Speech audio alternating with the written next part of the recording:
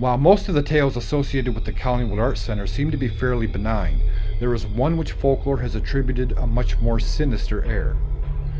In the basement below Gerber House, one of the more popular and enduring legends can be found. It is down here that something dark and brooding is said to lurk the shadows.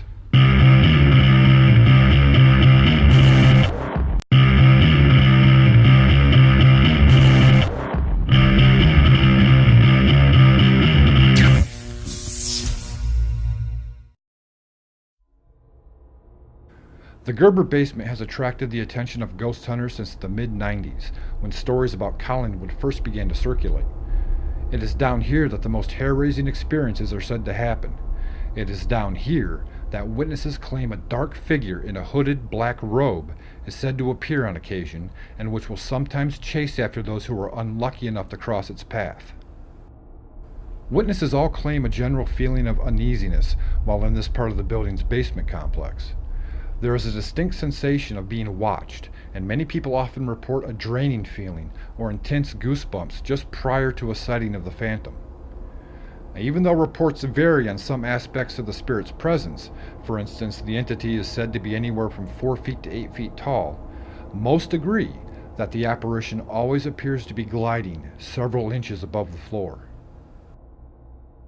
This shadowy figure is commonly encountered in the area of the building's laundry room, and several former residents even claim to have been chased from the area by the entity, even going so far as to be chased up the stairs.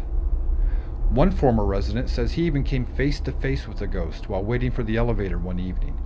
He received the scare of his life when the elevator doors opened and a dark hooded figure slid out, only to disappear seconds later. A former student of Merryman's College, which used to occupy the building before it became the Arts Center, suggests that this shadowy entity may not be as sinister as some claim. Perhaps, she wonders, it's just misunderstood.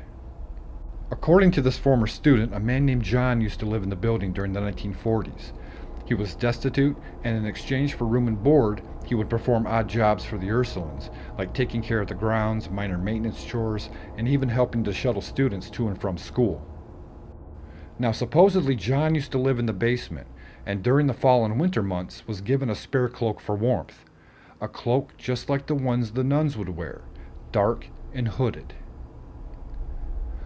Whatever people are claiming to see in the Gerber basement, could it really be the spirit of John?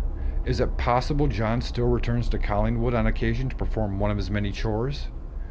And perhaps John's eternal vigil over Collingwood is an attempt to repay the kindness he'd been shown by the Ursulines all those years ago.